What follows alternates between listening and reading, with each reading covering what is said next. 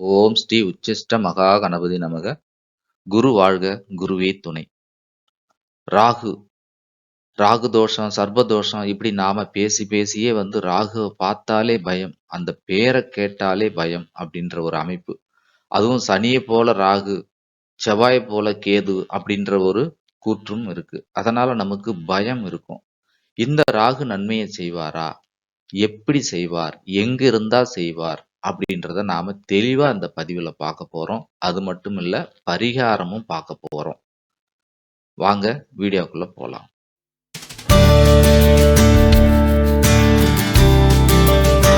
இப்போ ஜோதிடர் அத்தனை பேருக்கும் தெரியும். தெரியாதவங்க இந்த பாட்டை நீங்க பாருங்க. ஆமேடம் எருது சுறா நண்டு கன்னி. இந்த பாடல்ல என்ன சொல்ல வராங்க அப்படின்னு சொன்னா, மேஷம், ரிஷபம், கடகம், கன்னி, மகரம் இந்த 5 ராசிகள்ல ராகு ஒருத்தருடைய பிறந்த ஜாதகத்துல எழுதி வச்சிருக்கும். மேஷம், ரிஷபம், கடகம், கன்னி, மகரம் அப்படின்னு சொல்லக்கூடிய இந்த 5 ராசிகள்ல ராகு இருந்து அவருடைய திசையும் நடைமுறைக்கு வந்துச்சுன்னா யோகம், பணம் அவங்க கையில புரளும் அப்படின்றது தான் இந்த பாடலுடைய அர்த்தம். அடுத்து நாம என்ன பார்க்க போறோம் அப்படின்னு சொன்னா, சர வீடுகள்ல ராகு இருந்தா நன்மை செய்யும். சர வீடுகள்ல ராகு இருந்தா நன்மை செய்யும். அடுத்து லக்கணத்திற்கு 3, 6, 10, 11 உபஜய சன வீடு அப்படின்னு சொல்லியிருக்கோம் நாம. லக்கணம் போட்டிருக்கோம். லாவில இருந்து 6, 10, 11 இதுல 3 அப்படின்னு சொல்லும்போது கொஞ்சம் நெருடலா இருக்கும். எப்படின்னு சொன்னா, 3ஆம் இடத்துல இருந்து 8ஆம் அதிபதியோட தொடர்பு இருந்தா, 8ஆம் அதிபதியோட தொடர்பு அப்படின்னு சொன்னா, 8ஆம் அதிபதி நட்சத்திரத்துல இருக்கிறான், 8ஆம் அதிபதியோட சேர்ந்து இருக்கலாம், 8ஆம் அதிபதி பார்த்து இருக்கலாம். இப்படி இருந்தா 3ஆம் இடம் கொஞ்சம் வேலை செய்வதில்ல. மற்ற விஷயங்கள்ல ராகு நன்மையை செய்வார். அடுத்து நீர் வீடுகள் அப்படின்னு சொல்லக்கூடிய நீர் வீடு நம்ம ஏற்கனவே படிச்சிருப்போம். அடிப்படையில இருந்து நீங்க படிச்சிட்டு வரீங்க. நீர் வீடு அப்படின்னு சொல்லக்கூடியது பார்த்தீங்கன்னா மீனம், கடகம், விருச்சிகம். இதுல மீனத்துல இருந்துச்சுன்னா ரொம்ப சிறப்பு. ஏன் அப்படின்னு சொன்னா, அது காலபுருஷனுக்கு 12ஆம் வீடு. அப்ப மீனத்துல ராகு இருந்துச்சுன்னா யோகம். அது 12ல இருந்துச்சுன்னா, ஒருத்தருடைய ஜாதகத்துல 12ஆ இருந்து, அதாவது 12ஆம் வீட்டுல இருந்தாலும், இப்ப காலபுருஷனுக்கு 12ஆம் வீடு மீனம்னு சொன்னோம் இல்லையா? அதே போல ஒருத்தருடைய லக்கணம் எதுவானாலும் இருக்கலாம்.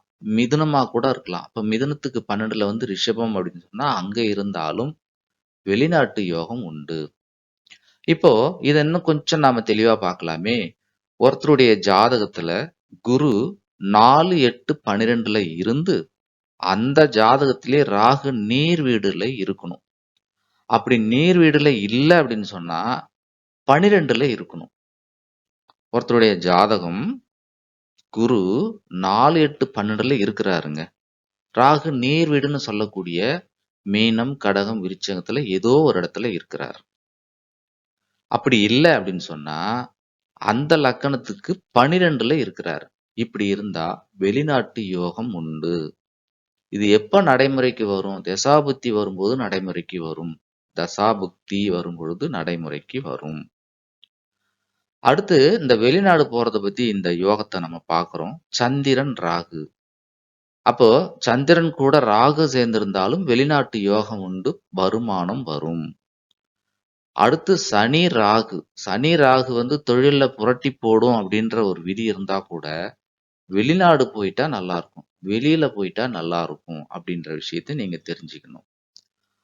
அடுத்து இன்னொன்னு நீங்க முக்கியமா பார்க்க வேண்டியது, ராகு ஒரு வீட்டுல இருக்கிறாரு, கேது ஒரு வீட்டுல இருக்கிறாரு.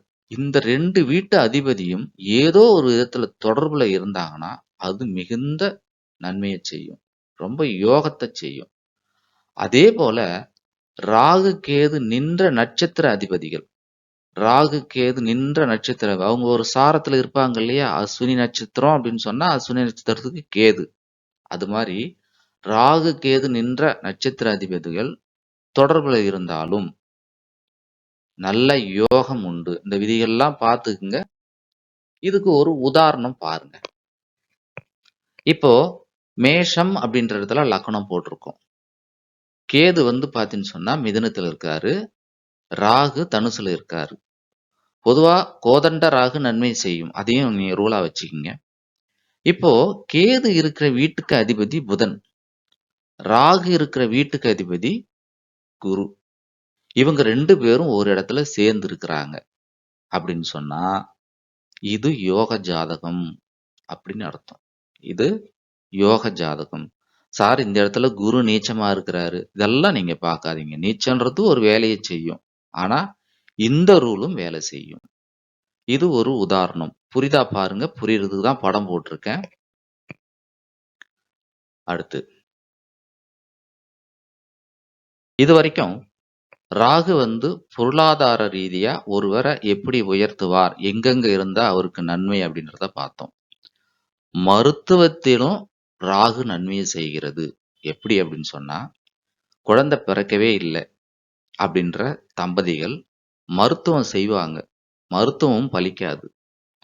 அந்த சமயத்துல, அதாவது எந்த சமயத்துல, குரு இருக்கும் ராசியில ராகு கோச்சாரத்துல வரும் பொழுது இவங்க மருத்துவம் செஞ்சாங்கன்னா பேபி உண்டாகும். இதை நான் போட்டிருக்கேன் பாருங்க. குரு இருக்கும் ராசியில் 5ஆம் அதிபதி இருக்கும் ராசியில் ராகு கேது கோச்சாரத்தில் பயணம் செய்யும் பொழுது, இங்க ராகுவை மட்டும் எடுத்துக்குங்க, கேது அவ்வளவா வராது. அப்போ மருத்துவத்தின் மூலம் குழந்தை பிறப்பு. அப்ப இந்த இடத்துல மருத்துவம் இந்த சமயத்துல செய்யும் பொழுது அவங்களுக்கு அது சக்சஸ் ஆகுது. டெஸ்ட் டியூப் பேபி சக்சஸ் ஆகுது அப்படின்ற விஷயத்த நீங்க தெரிஞ்சுக்கணும். அப்போ இதே போல பிரசன்னம் பார்க்க வரும் பொழுதும் நீங்க இந்த ராகு நீங்க முடிவு பண்ணலாம். குழந்தை பிரசன்னத்துல ராகு உதயாதிபதியோட தொடர்பு கொண்டுச்சுன்னா டெஸ்ட் டியூப் பேபி சக்சஸ் ஆகும் அப்படின்னு சொல்லலாம். அடுத்து தொழில். ராகுவோட தொழில்கள் என்னன்னா உங்களுக்கு தெரியும். இதுல சிறப்பா ராகு தொழில் என்னென்ன அப்படின்னு பார்த்தோம்னா மெடிக்கல். இப்போ மெடிக்கல் வைக்கணும், மெடிக்கல் சார்ந்த தொழில் வைக்கணும் அப்படின்னு சொன்னா ராகு எப்படி இருக்கணும்னு சொன்னா, ராகு 2, 6, 10, 11 ராகு இருக்கணும். அவருடைய ஜாதகத்துல 2, 6, 10, 11 ராகு இல்லாம மெடிக்கல்ல அவர் சம்பாதிக்க முடியாது. அடுத்து போட்டோ, நிழல் அப்படின்னு சொல்லுவாங்க. ராகுவே ஒரு நிழல் தான். அப்போ சுக்கிரன் அப்படின்றது, சுக்கிரன் தெரியும் உங்களுக்கு, அழகு. அதனோட ராகு சம்பந்தப்பட்டிருக்கும் போது போட்டோ தொழில் அற்புதமா வரும். அடுத்து சந்திரன் ராகு. இந்த சுக்கிரன் ராகு சந்திரன் ராகு சேர்ந்து இருந்து நான் போட்டோ தொழில் வச்சா நல்லா இருப்பனா அப்படின்னு கேட்டாங்கன்னா, இவங்க 2 பேரும் 10ஆம் வீட்டுக்கு 10ஆம் வீட்டு அதிபதியோட சம்பந்தப்பட்டிருந்தாலோ, அல்லது சுக்கிரனோட ராகு சேர்ந்து சந்திரனோட ராகு சேர்ந்து, அல்லது ராகுவோட சந்திரன் சேர்ந்து இவருடைய திசா புத்தி நடைமுறையில இருந்தாலோ, நீங்க தாராளமா அந்த மெடிக்கல் இந்த போட்டோ வைக்க சொல்லலாம். அடுத்து சினிமா. சினிமா அப்படின்னு சொன்னா ரிஷபம் மிதுனம் உங்களுக்கு ஞாபகத்துக்கு வரணும். அது சுக்கிரன் வீடு. இது ஆடல் பாடல் அப்படின்னு சொல்லக்கூடிய அந்த வீடு. அப்போ இந்த வீடு அடுத்தது பார்த்தீங்கன்னா 3, 6, 10, 11 இந்த இடத்துல ராகு சம்பந்தப்பட்டிருந்தா அவங்க சினிமாவில் சாதிக்கலாம். அடுத்து ஜோதிடம். சார் லக்கணத்துக்கு 2ல இருக்கு அப்படின்னு சொன்னா அற்புதமா ஜோசியம் வரும். நாம யார் ஜோசியர் ஆகலாம் அப்படின்ற பதிவுல ராகுவோட தொடர்பு இருந்துச்சுன்னா உலகம் போற்றும் உத்தமரா அந்த ஜோசியத்துல வருவார் அப்படின்னு நான் சொல்லியிருக்கேன். அப்போ லக்கணத்துக்கு 2ல ராகு இருந்துச்சுன்னா மிக உயர்ந்த நிலைமைக்கு ஜோசியரா வருவாரு அப்படின்னு சொல்லியிருக்கோம். ஆக 2, 6, 10, 11ல ராகு இருந்தா ஜோதிடம் வரும். அடுத்து நம்ம பரிகாரம் பார்க்கலாம். மருத்துவத்துல பார்த்தீங்கன்னா இன்னொரு விஷயம் சொல்றேன். ராகுவோட சேர்ந்து இருக்கிற கிரகங்களுடைய நோய் ராகுனுடைய அமைப்பாலே தீரும். எப்படி முள்ளால எடுக்கலாம் அப்படின்னு சொல்ற மாதிரி, இப்ப ராகு கூட கேது இருக்குது அப்படின்னு சொன்னா அவருக்கு பல்லோ மூட்டு வலியோ எலும்போ சம்பந்தப்பட்ட பிரச்சனைகள் இருக்கும். கோச்சாரத்துல அதே இடத்துல வரும்போது அந்த ராகு அதை கிளியர் பண்ணும். பல்லு சொத்தையே பிடுங்கி சரி பண்ணும், மூட்டு வலிய சரி பண்ணும். இப்போ ஒருத்தருக்கு கட்டி இருக்கு அப்படின்னு சொன்னா அந்த கட்டிய ராகுவோட கோச்சாரத்துல தான் அதை ரிமூவ் பண்ணி அதுல இருந்து விடுதலை கிடைக்கும். இந்த விஷயத்தையும் நீங்க தெரிஞ்சுங்க. அப்போ ராகு எப்படிலாம் நன்மை செய்யறாருன்னு பாருங்க. இந்த நன்மையை கூட்டிக்கிறதுக்கும் ஒருவேளை தீமை இருந்துச்சுன்னா அதை குறைச்சிக்கிறதுக்கும் பரிகாரங்கள் என்ன அப்படின்னு சொன்னா சர்ப வழிபாடு. சர்ப்ப வழிபாடு என்னும் பொழுது நம்ம தமிழ்நாட்டுல நெறைய இருக்கு. நான் என்ன சொல்ல வரேன் அப்படின்னு சொன்னா, உங்க ஊருக்கு பக்கத்திலேயே சர்ப்பங்கள் இருக்கக்கூடிய கோயில்கள் இருக்கும். அந்த கோயிலுக்கு போங்க. அது தோஷம் நீங்கணும் அப்படின்னு சொன்னா தேய்பிறைல போங்க. உங்களுக்கு யோகம் வேணும்னா வளர்பிறைல போங்க. அப்போ நீங்க எப்படி போனாலும் அங்க தீபம் ஏத்துறதுக்கு எண்ணெய், நல்ல எண்ணெய், சுத்தமான எள்ளு எண்ணெய் எடுத்துட்டு போகணும். அந்த எள்ளு எண்ணெய் உங்களால முடியும் அப்படின்னு சொன்னா, நீங்க எண்ணெய் ஆடும்பொழுது அதுல வெல்லமோ, மத்ததோ கலக்காம வெறும் எண்ணெய ஆடி நீங்க பயன்படுத்தீங்கன்னா, இன்னும் அற்புதமான பலன் கிடைக்கும். சரி சார், போனோம் ஒரு 2 விளக்கு ஏத்தனலாம் இருக்கக்கூடாது. நீங்க 1 லிட்டர் கூட எடுத்துட்டு போங்க. அங்க கருவறையில குடுங்க. விளக்கு ஏத்துங்க. சுத்தி நெறைய விளக்கு போடுங்க. இப்படி குறைஞ்சது ஒரு 1/2 லிட்டர். என்னால அது கூட முடியல அப்படின்னு சொன்னா, ஒரு 1/4 லிட்டராவது நீங்க எடுத்துட்டு போகணும். இப்படி வாரம், வாரம் நீங்க உங்களுடைய ராகு எந்த வீட்ல இருக்கிறாரு பாருங்க. அது என்ன கிழமைன்னு பாருங்க. உதாரணத்துக்கு தொடர்புல இருக்கிறாரு. மேஷத்துல, விருச்சிகத்துல இருக்கிறாரு அப்படின்னு சொன்னா, செவ்வாய்க்கிழமை ராகு காலத்துல நீங்க போங்க. உங்க ஊருக்கு அருகில் உள்ள கோயிலுக்கு போங்க. சர்ப்பம் நிறைந்த கோயிலுக்கு போங்க. அந்த கோயில்ல போயிட்டு நீங்க தீபம் ஏத்தி வழிபட்டு வாங்க.